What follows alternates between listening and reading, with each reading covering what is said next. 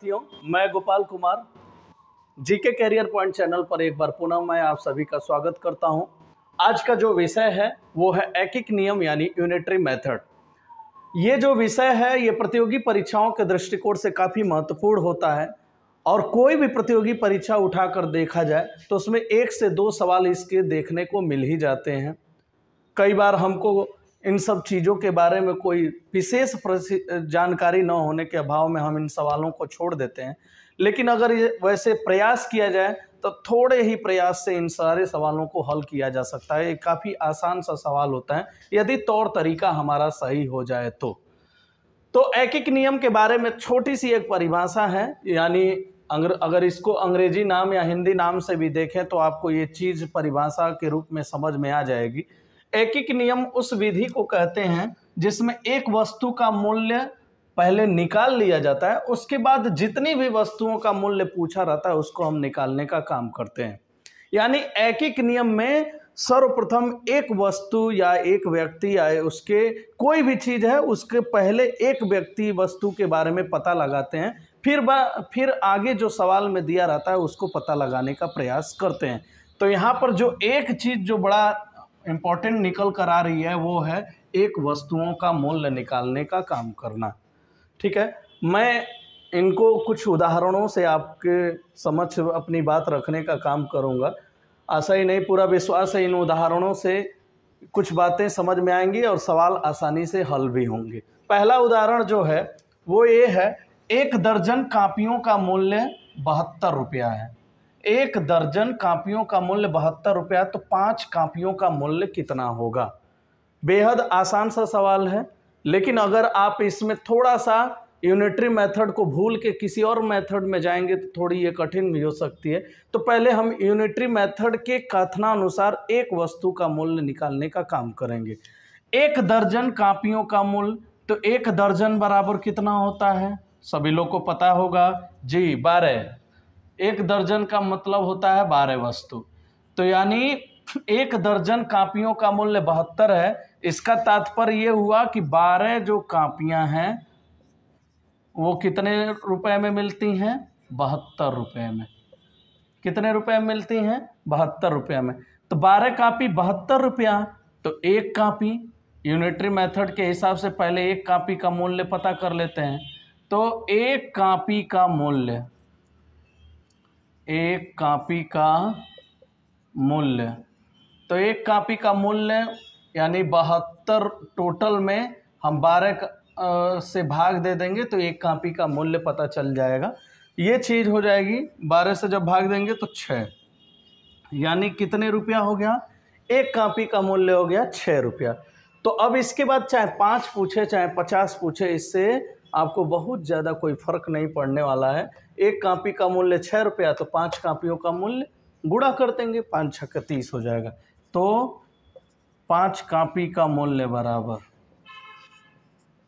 5 copy का मूल्य बराबर हो जाएगा 5 गुणे 6, यानी टोटल हो जाएगा 30 रुपया। ये हमारा आंसर हो जाएगा। ठीक है ना। यानी हमने क्या किया, सबसे पहले 1 कापी का मूल्य निकाला और 1 कापी का मूल्य टोटल मूल्य में से जो 12 कापियों का मूल्य है ना, तो टोटल मूल्य में से 12 को भाग दिए तो 6 रुपया निकल गया, ये 1 कापी का है। उसके बाद 5, 50 जितना भी रिक्वायरमेंट है उसके हिसाब से आप 1 कापी के मूल्य को गुणा करके आप निकाल सकते हैं।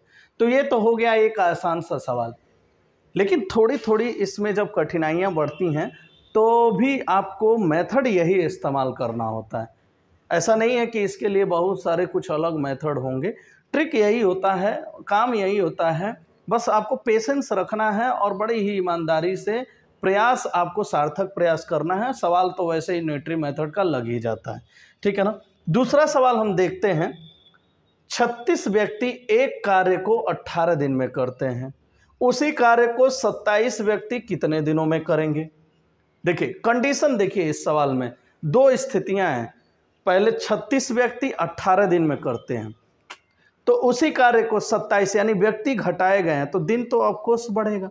आप ये बात समझ रहे होंगे, क्योंकि कोई भी चीज़ होती है अगर उसमें संख्या बढ़ाएंगे तो उसमें अवधि क्या होगी, धीरे धीरे कम होगी।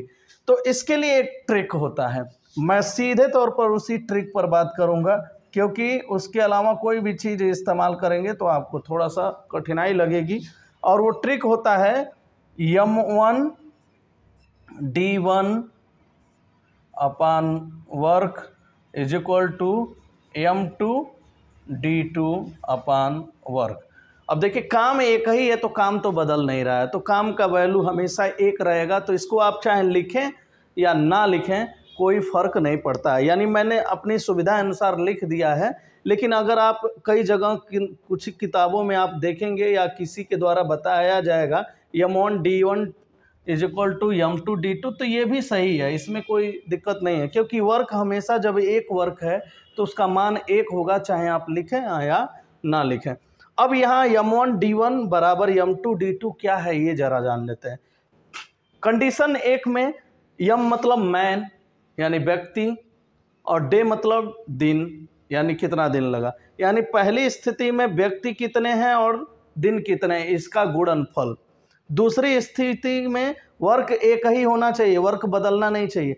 दूसरी स्थिति में व्यक्ति कितना है और दिन कितना है, इनके गुणनफल के बराबर होता है। यानी पहली स्थिति में आदमी और दिनों की संख्या का गुणनफल दूसरी स्थिति में आदमी और दिनों की संख्या के गुणनफल के बराबर होता है।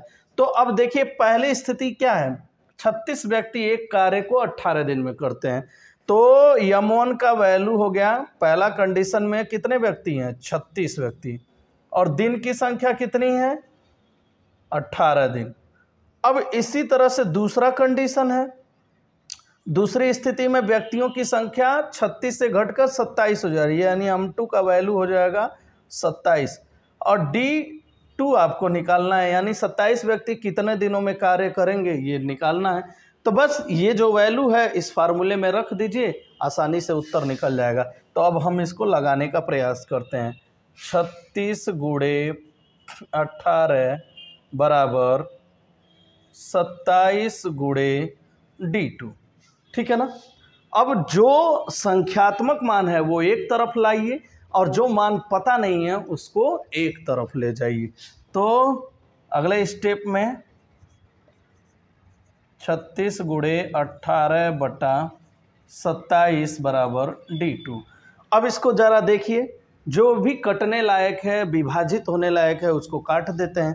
तो 3 से देखिए कट रहा है, तो 3 से आप ये जानते हैं जो संख्या का चुनाव करते हैं उसी संख्या से ऊपर भी भाग देंगे नीचे भी भाग दें। तो 3 छक्का 18, 3 नवा 27, ये तो एक बार कट गया। फिर देखिए कटने लायक है तो काट दीजिए, तो 9 से देखिए कट जाएगा, 9 चौको 36, 4 बार में कट जाएगा, तो 4 छक्के 24, यानी d2 की संख्या हो जाएगी 24, यानी 27 व्यक्ति उसी काम को कितने दिन में करेंगे, 24 दिन में। तो ये आपका उत्तर हो जाएगा, यानी d2 बराबर हो जाएगा 24 दिन। तो यानी 36 व्यक्ति 18 दिन में कर रहे थे, तो 27 व्यक्ति ऑफकोर्स 24 दिन में करेंगे, क्योंकि व्यक्ति कम होंगे तो दिनों की संख्या बढ़ेगी।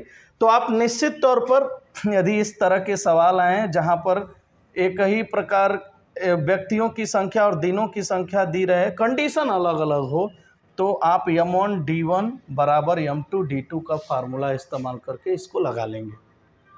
अब मैं अपने तीसरे सवाल की तरफ बढ़ता हूं, जो थोड़ा सा अलग टाइप का है, और अक्सर ऐसे ही सवाल विभिन्न प्रतियोगी परीक्षाओं में पूछे जाते हैं। तो थोड़ा सा इसको गौर से देखिएगा कैसे ये लगाया जा रहा है। यदि एक कार्य 10 व्यक्ति या 12 औरत की, तो 10 व्यक्ति लगा लीजिए या फिर उनकी जगह 12 औरतों को लगा लीजिए। दोनों ही स्थिति में कार्य 10 दिन में पूरा होता है, ठीक है। तो वही कार्य 5 व्यक्ति तथा 6 औरतें मिलकर कितने दिनों में पूरा करेंगी।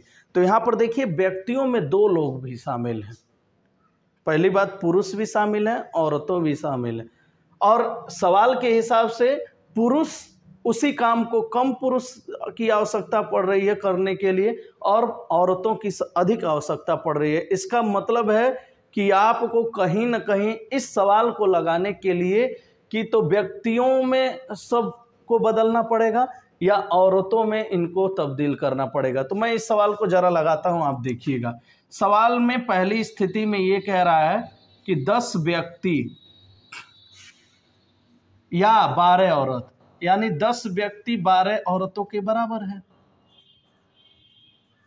ठीक है, 10 व्यक्ति 12 औरतों के बराबर है। तो एक व्यक्ति की जो क्षमता होगी वो कितने औरतों के बराबर होगी, इसको देखते हैं। तो एक व्यक्ति बराबर हो जाएगा 12/10 औरत।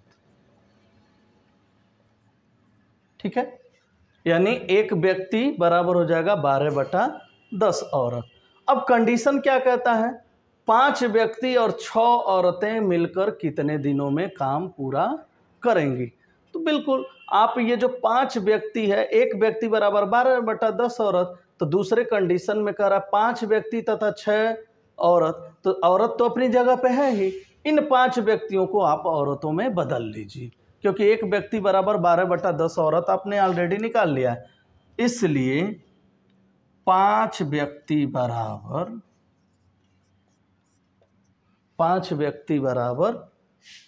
कितना है, 5 व्यक्ति बराबर 5 गुणे 12/10। ठीक है ना, 5 से आप भाग दे दीजिए, 5 दूनी 10, 2 से इधर भाग दीजिए 6, तो 5 व्यक्ति बराबर कितना औरत होगी, 6 औरत होगी। ठीक है ना, अब हमारा काम हो गया आसान। यानी आप व्यक्ति और औरतों का अगर सवाल आ जाता है या बच्चों का सवाल आता है तो उनको रूपांतरित करके एक लिंग में बदल लीजिएगा, कि तो व्यक्ति बना लीजिएगा, नहीं तो औरत बना लीजिएगा, या बच्चा दिया रहेगा तो बच्चों में कन्वर्ट कर लीजिएगा। इससे ये फार्मूला लगाना आपका संभव हो जाएगा। अब कंडीशन के हिसाब से सवाल हम लगा लेते हैं। ठीक है ना, प्रथम स्थिति में क्या है, औरतें 12 हैं, यानी इसको हम यमोन मान लें। ठीक है ना, दिन कितना लगा रही हैं, D1 10 दिन। अब सेकंड कंडीशन में हमने बदल लिया है 5 व्यक्ति को 6 औरतों में, तो दूसरी कंडीशन में 5 व्यक्ति तथा 6 औरत है, तो यहाँ पर यम2 जो हो जाएगा, 5 व्यक्ति बराबर 6 और 6 औरत ऑलरेडी हैं ही, तो 6 + 6 हो जाएगा 12। ठीक है, अब हमें दिन बताना है कि भाई दिन कितना लगेगा। तो बाय ये जो ट्रिक वाला जो फार्मूला मैंने बताया, M1D1 = M2D2, वही वाली फार्मूला आप इस्तेमाल कर लेंगे और ये सवाल आपका लग जाएगा। तो हल करने में M1D1 = M2 और D2। ठीक है, M2D2। अब M1 का वैल्यू है 12, D1 का वैल्यू है 10, M2 का वैल्यू है 12, D2 का हमें मालूम नहीं। अब जो संख्यात्मक मान है एक तरफ कर लीजिए, जो मान पता नहीं है वो एक तरफ कर लीजिए, तो हो जाएगा 12 × 10/12 बराबर D2। 12 से 12 कट गया, 10 दिन, यानी 5 व्यक्ति और 6 औरतें मिलकर उस काम को कितने दिन में पूरा करेंगी, 10 दिन में। ये आपका जवाब हो जाएगा। तो इस तरह से यदि आप अगर यूनिटरी मेथड के सवालों को लगाते हैं, थोड़ा सा धैर्यपूर्वक लगाते हैं, तो निश्चित तौर पर ये सवाल लगेंगे। आसान से सवाल होते हैं, लेकिन कई बार हम थोड़ा पढ़ के कन्फ्यूजन पाल लेते हैं और उन सवालों को छोड़ देते हैं, और कंपटीशन में कहीं ना कहीं हम पीछे हो जाते हैं, क्योंकि एक एक सवाल की मारामारी जहाँ पे हो, तो ऐसे सवालों को छोड़ना बड़ा ही एक तरह से हास्यास्पद हो जाएगा। तो ऐसी परिस्थिति में आपको ये ट्रिक बिल्कुल याद होना चाहिए। और कंडीशन ये है कि कोई भी सवाल एक नियम का हो या उस तरह के सवाल हो, तो उसे निश्चित तौर पर एक वस्तुओं का मूल्य पहले निकाल लीजिए, फिर जाके अनेक वस्तुओं का मूल्य निकालने का प्रयास करिए। और व्यक्ति और कार्यों और दिनों की जब स्थिति हो, तो M1D1 = M2D2 को लगाकर आप काम करेंगे। तीसरी कंडीशन है, यदि व्यक्ति, औरत या बच्चे अलग अलग विधा के लोग दिए गए हैं, तो उनको एक विधा में बदल कर फिर ये फार्मूला लगाइए। इस तरह से आपको सवाल लगाना आसान हो जाएगा। तो बस आज के लिए इतना ही, तब तक के लिए धन्यवाद।